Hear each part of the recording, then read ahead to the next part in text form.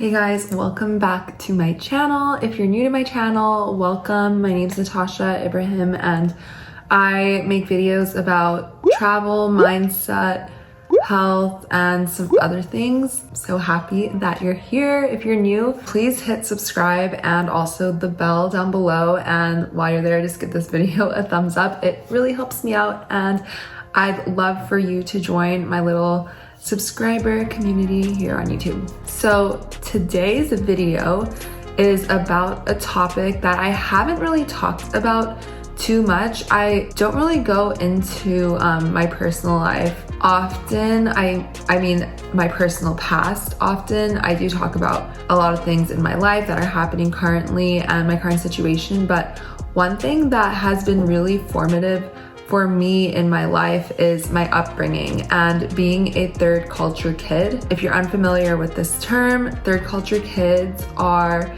children that grew up outside of their parents' homeland or all over the world. So I have identified as a third culture kid all my life, but it's honestly not something that I have been thinking about as of recently, if that makes sense. So I thought about it a lot when I was younger in high school and things like that, but then recently I kind of am not thinking as deeply about it, but it came up in my life recently. I did an Instagram live. If you don't follow me on Instagram, go connect with me there because I post a lot every day and I'm always on there so we can connect. But I did an Instagram live with a page called The Global Nomad, and they're a page dedicated to third culture kids. And Noor, she's amazing. She runs it. She's also a third culture kid, and I found it through another person on Instagram who I follow and I've connected with, and we have connected because we've never met in person. She lives in London and so does Noor. Noor lives in the UK as well, and we've never met each other, but we instantly connected. She grew up in Hong Kong and Ireland and England and I'm not sure where else. Let me start from the beginning. I was born in Atlanta, Georgia in 1996, and from there, when I was about 2 months old, my family moved to India and we were there for almost a year. And in that time frame, we also went to Uganda. We might have gone to Pakistan. I'm not sure. I forgot. I was less than 1 year old. And then after India, we moved to Adelaide, Australia, which is in the Southern Territory of Australia. Insert map of Australia here.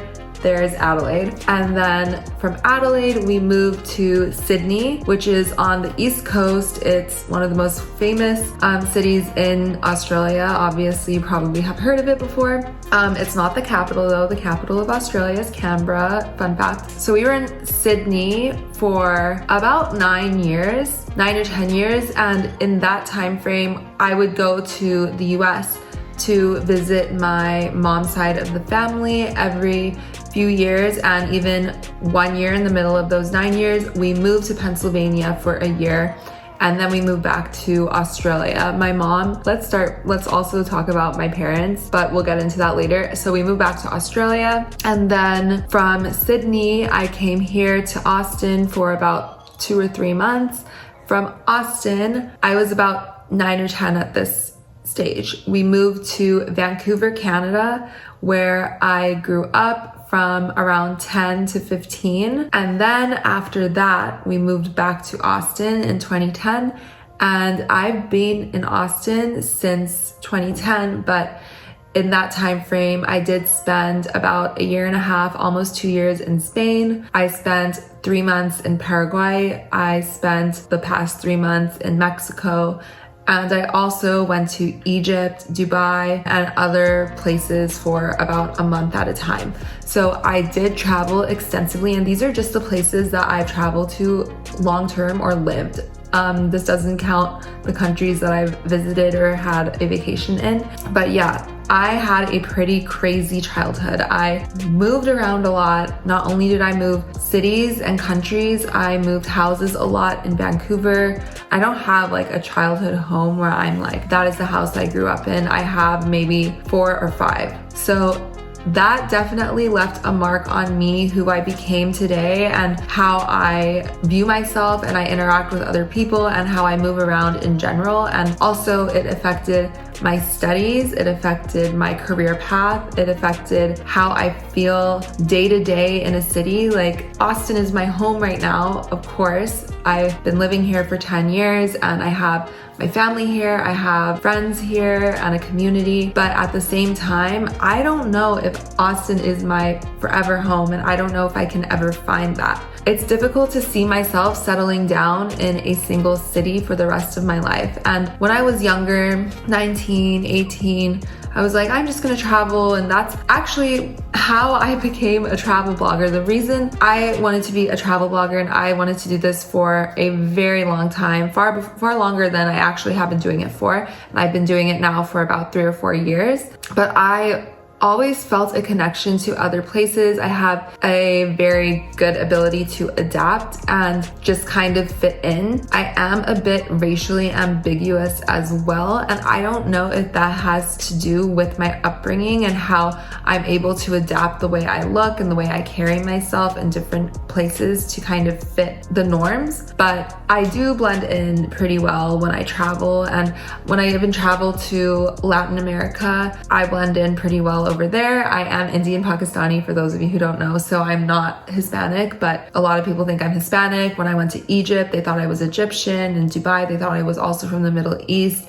I've gotten so many different places, Iranian, whatever it is, they thought that I was Native American. I don't know about that one, but yeah, so I've been able to adapt, blend in, and just kind of move seamlessly across cities and borders, which is amazing. That kind of inspired me to study international relations. I have a degree in international relations and Latin American studies. I had no ties to Latin America, but when I was in high school, I decided to go to Paraguay for a couple months to volunteer. And I don't know what it was that drew me to South America, but it was kind of like I hit every continent by the time I was like 15. I was in Asia, I was in Australia, Europe, Africa, North America, and I had ties to each place because of my parents or because of myself.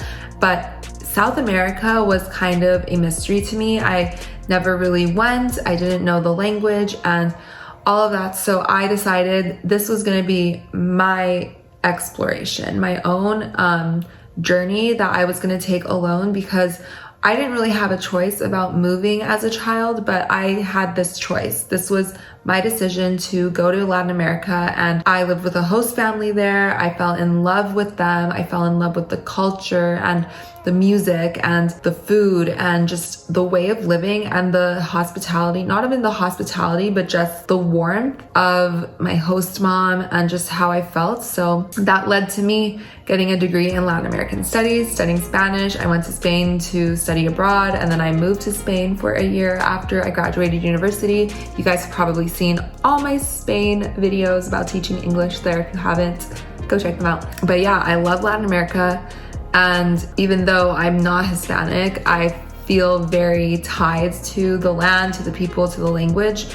I'm not completely fluent in Spanish, but I do speak it, so enough, I guess. But yeah, all of this led to me wanting to be a travel blogger, and blogging didn't come making these videos, exploring, doing all these things. Vlogging and just sharing the cultures, and that's what I wanted to show through my videos. And especially if you watched my couch surfing videos when I stay with locals, and I actually had a startup in college called Seeker, and it was about helping locals connect to travelers. So I'm very big on having that cross-cultural relationship between locals and travelers, and finding those people who are native to the city that you're in or the country and learning from them, and then you giving back to them and teaching them something about your own culture. While this all came with amazing benefits, to be adaptable, to want to travel, to feel comfortable in other countries, because I know for a lot of people traveling can be uncomfortable, especially if you aren't used to having to change your culture or adapt to new ones. It can be kind of hard to throw yourself into a new terrain, climate, foods, people, language, of course, but this came pretty easy for me, and that's why I think travel blogging and blogging and just wanting to be on the road is such a big part of me. And now today, this kind of holds problems for me in a way. Like there's positives and there's of course negative side effects to being a third culture kid. Yes, like I feel privileged to have had all these opportunities, and it's been amazing to be able to travel and live in different places and call them my home. But growing up as a third culture kid, of course you're thrown into new situations as a child, and it's pretty traumatic. You can have identity problems, and I didn't know what my accent was. I had trouble speaking at certain points in my life because growing up in Australia, I had an Australian accent, completely Australian. And then when I moved to Canada, people were like, why are you speaking like that? And I kind of changed my accent, and now my accent just kind of changes depending on where I am. I think now it's kind of stabilizing, but until I was almost an adult, almost 18 years old, my accent kept changing, which was weird for me. And also just the cultural norms of different places. Like I don't feel rooted. I'm Indian, I'm Pakistani, but I don't speak Urdu, Hindi, or Gujarati, which are my parents' native languages. I understand them a bit, but not anywhere close to being fluent or being able to communicate. I can cook the food a bit, but I'm not like the best, and I don't really wear the clothing as much as I'd like to, and just I don't feel too connected. I mean, I feel very, very connected now as an adult, but at the same time, there are so many ties that have been severed from my childhood. And growing up in these different places, especially in Australia, being brown, being Indian, I was bullied a lot. I shunned my whole culture as a child. I didn't want anything to do with it. I didn't want to eat the food, learn the language, and that's why I didn't learn the language. My parents tried to teach me a bit when I was younger, and I actually did speak Hindi when I was very young, and I forgot it as I grew older because I started responding in English and I would refuse to speak the language. So all of these are consequences that come up with being a third culture kid. And I didn't realize, my parents would tell me like, oh, you're gonna wanna learn the language or you're gonna regret this when you're older. And I didn't. I was like, no, I'm not. And I do, but it's not my fault at the same time. Like growing up like this, being put in these situations, they weren't my choice, and you don't know how to handle them when you're a child. As an adult, of course, now I'm very cognizant of it. Moving forward, like with my life and the people around me, and I don't know if I'm gonna have children, but if I have children one day, I'm going to be very mindful about all of this and how moving affects a child in positive ways and negative ways. And honestly, it's pretty interesting because third culture kid, you can be an adult as a third culture kid, because that just means like how you develop during your childhood, and child development is so important, and it's starting to be looked at a lot more now, but it was looked over for a long time. People didn't really realize that what a child goes through at that age is so fundamental in how they will live out the rest of their life. And yeah, like if you're a third culture kid, I feel you. I know how it is. I know a lot of people, this will resonate with a lot of people who have grown up all over the world, because now it's like, I'm 24, I just moved to Mexico, now I'm back, I don't know where I'm going next. I'm like not trying to settle down anywhere. It's kind of like part of my identity is to keep moving, and not that that's a bad thing, but it can be a challenging thing when you're trying to build your career or build relationships or whatnot. And I don't know what is in store for me. I have a lot of changes that are happening in my life right now, which I can't wait to share with you. They're actually positive, some are negative, maybe not negative completely, but they're scary. Like they're just big changes and big decisions that I'm making that are going to affect my life, and there's uncertainty surrounding them. And I'm gonna be making a separate video on all of that I wanna share soon, but not too soon, because I don't want to jinx anything, or I don't want things to not work out and then have to scramble for it. But yeah, this is something that I've been wanting to talk about for a long time, but I didn't know how to bring it up, and I figured that I should just start talking about it, open up this dialogue. If you guys are a third culture kid or have questions about anything, please let me know down below in the comments, because I want to talk about this more. I feel like it's not discussed enough. The community is starting to grow, and I want to really get my insight and connect with you guys, and maybe share helpful ways in how I've handled it, or learn from you, and make different videos on this topic as well, because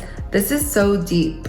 There's so many avenues I can go down, and I had to make a list of all these topics I could go into, like career paths as a third culture kid, or identity issues as a third culture kid, or even dating as a third culture kid. I've gone through so much with dating and relationships that I just starting to realize were affected so largely by my upbringing and growing up in all these different places and whatnot. So if you would like to see any of these topics in another video, please let me know, because I would love to keep going on this. And I feel like I'm opening up a whole new window into my life to you guys, which I've been wanting to share a lot more about who I am and like my personal life and what I'm thinking and all of that. So I hope you found this helpful, educational, or you felt like you have a friend now if you're a third culture kid. And if you haven't already, please give this video a big thumbs up, hit subscribe down below, hit the bell, and leave me a comment.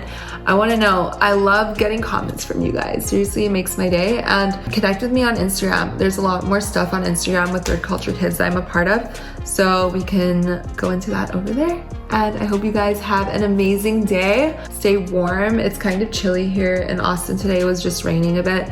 It's Sunday. I'm gonna bake some gluten-free paleo pumpkin bread and catch up on some work. If you want to see that recipe, let me know down below and I can make a video on that, because it's actually so good and not bad for you. So, well, I'll see you guys in the next one and talk to you soon.